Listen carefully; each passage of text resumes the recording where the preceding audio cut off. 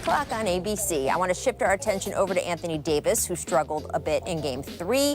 AD scored 15 points, only 9 total shot attempts, had some foul trouble, and he was a minus 26 in 33 minutes played. So, Richard, how can the Lakers get Anthony Davis back on track tonight? Well, only Anthony Davis can get Anthony Davis on track, right? Let's look at this. Kelly Olynyk, who averaged 8 points a game in the regular season, is averaging 20 points a game in the last 2 games.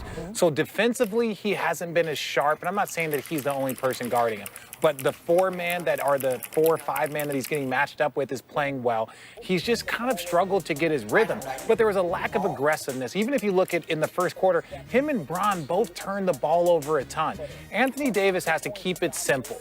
I understand that it's sexy that he can shoot a step-back 18-footer, but that's not what's going to dominate and abuse the Heat. Him down on the block, really hitting the offensive rebounding glass, and really just dominating with the physicality. That is what's going to get him going again.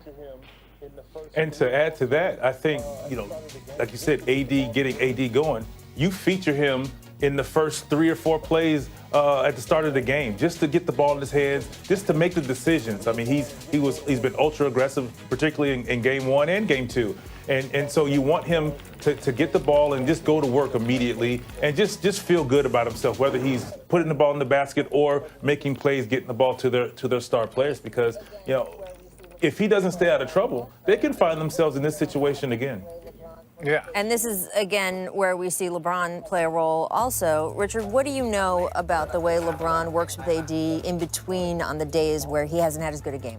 Well, I can't speak for their relationship because I was never on the team with them, but just as far as his involvement with teammates, Anthony Davis knows how important he is, and Bron does a very, very good job. You see him do it, ultimately throughout his career of lifting players up, telling them how important they are and what is really, really needed. But this is one of those moments in time where, Anthony Davis has to be, on his own a little bit, right? He's got to figure this out because, LeBron James isn't always going to be the individual that's going to be like, hey, you can do this. Hey, it's like, no.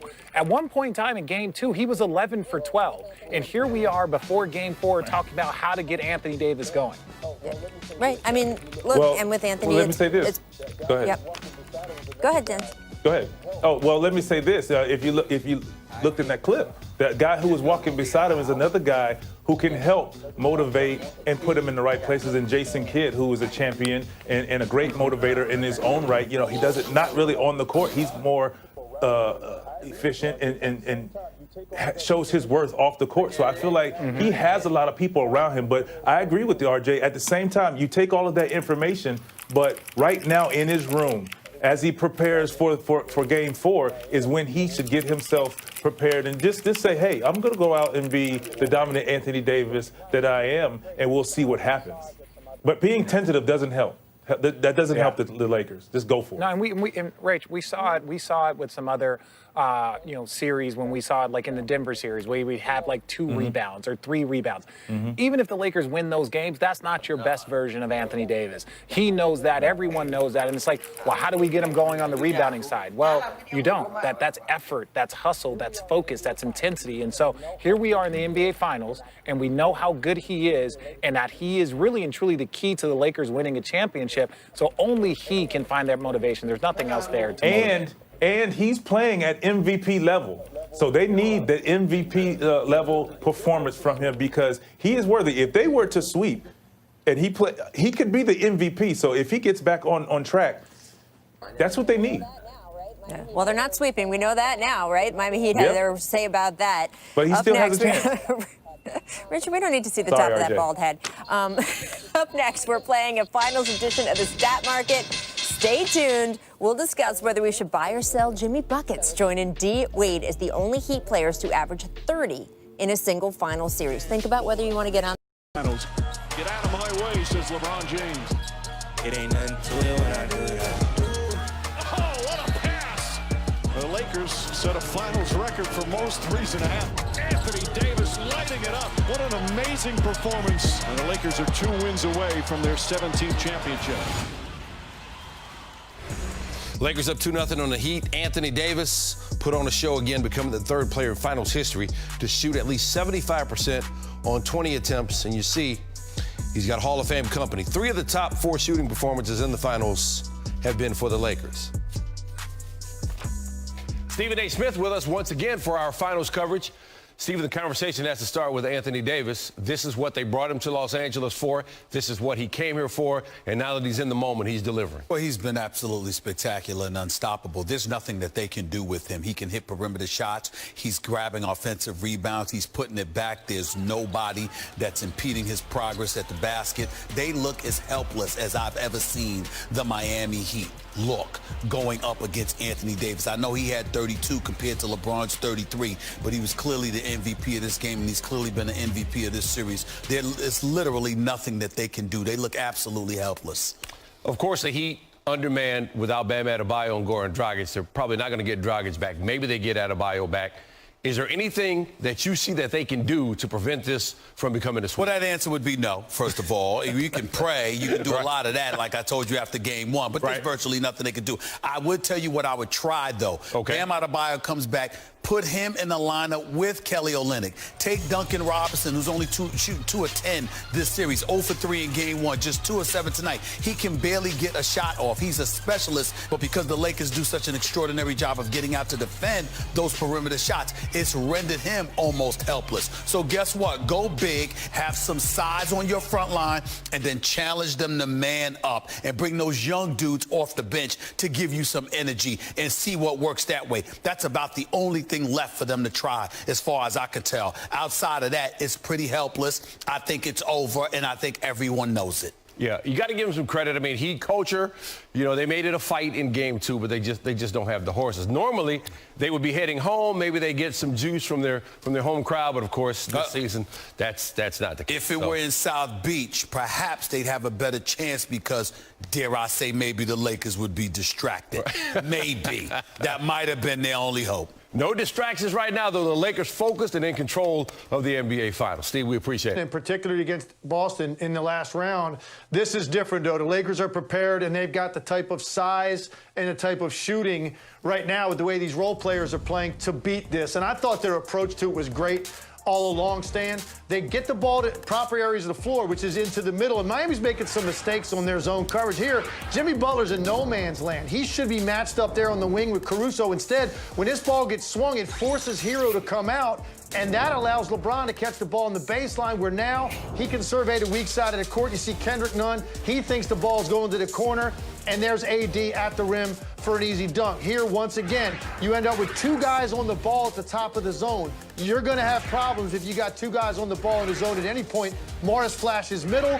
You got Kendrick Nunn and Olynyk in the back, worried about AD posting up or the lob. So it's an easy decision for Morris to kick out to Caruso, who steps in to a wide open 3. The 2 areas of the floor you have to attack a zone: in the middle and on the short baseline. And LeBron James and Anthony Davis repeatedly occupied those 2 areas. So not only did they have bodies there, they had the 2 best players on the floor in the 2 most important places to attack a zone. That's going to spell trouble for any zone. But tonight, Miami really had a hard time figuring out how to slow this down. Give Frank Vogel a lot of credit, because they knew it was coming and they were ready for it.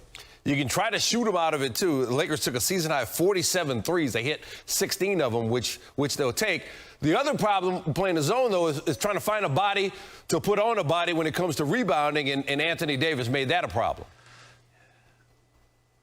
Yeah, that's the big challenge in a zone defensively. Even when you can force the Lakers to miss a shot, you had Anthony Davis just cleaning up all of those mistakes. And there was a time in the third quarter when he really just took over the game, and he prevented Miami from getting close and making that run. And you see what's going on here. He's got a running start coming in from somewhere on the perimeter when these shots are going up. And you're asking guys like Kendrick Nunn and Jimmy Butler and Tyler Hero to find a way to put a body on a guy that's 6'11", and with a lot of strength and a lot of athletic ability.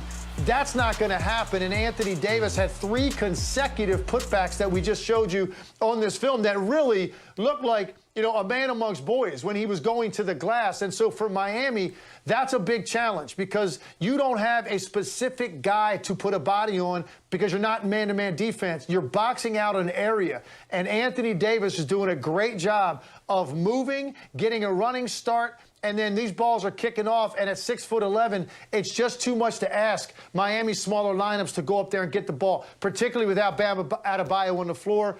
For the Heat, if you want to have hope, Bam needs to play Sunday, and they need to be better than they were tonight in their zone. At least if they have any consolation, Stan, they did play pretty well offensively tonight. That should give them confidence that they can score against this team. Question is, can they stop them? Because that's 2 games in a row where they haven't had much success. Yep. Erik Spoelstra remains defiant. No excuses. We'll see what they can put together for Game 3 on Sunday. Tim, we appreciate it. Have a great weekend. Thanks, Dan.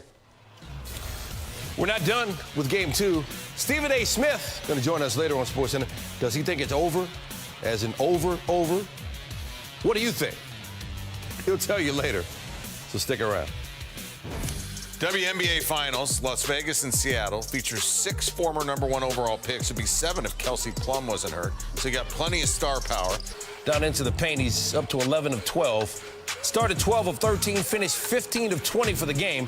75% field goal percentage, second highest in an NBA Finals game in history. Trails only Shaquille O'Neal from a game in 2004. Wasn't just Davis, though. Here's Dave McMenamin. LeBron James scored 33 and Anthony Davis scored 32 in the Lakers' win Friday, putting them up 2-0 in the finals over the Heat and bringing to mind the most dominant duo in team history, Kobe Bryant and Shaquille O'Neal. It was the first time Lakers teammates scored 30-plus in the same finals game since Kobe and Shaq did it against the Nets in 2002. The question is, for comparison's sake, who was who? LeBron said in terms of power and size and speed, he's Shaq. In terms of elegance and shooting and the ability to play inside and outside, AD is Kobe. Davis flipped it. Quote, he's Kobe because he handles the ball, and I'm Shaq because I play in the post. On the Heat side, Udonis Haslem is their inspirational figure. He's 40 years old, played 17 seasons with them, part of all 3 Heat titles. Hasn't played in the playoffs, but that doesn't mean he hasn't been a part of the run. He's there to try to light a fire under the Heat, did all he could during a timeout. You see the reaction from Dwayne Wade. For more, here's Malika Andrews. During a timeout in the third quarter, I was sitting probably 30 feet away from Udonis Haslem when he delivered an impassioned speech to his teammates, imploring them to play harder, empty the tank. And Jimmy Butler said he actually thought that they responded to that. It was just a little bit too late. And he joked that maybe Udonis needs to, quote, cuss them out before the game even begins. But overall, Erik Spoelstra said he thought the, quote, competitive disposition of the Heat was better in Game 2 than it was in Game 1. He said, we don't give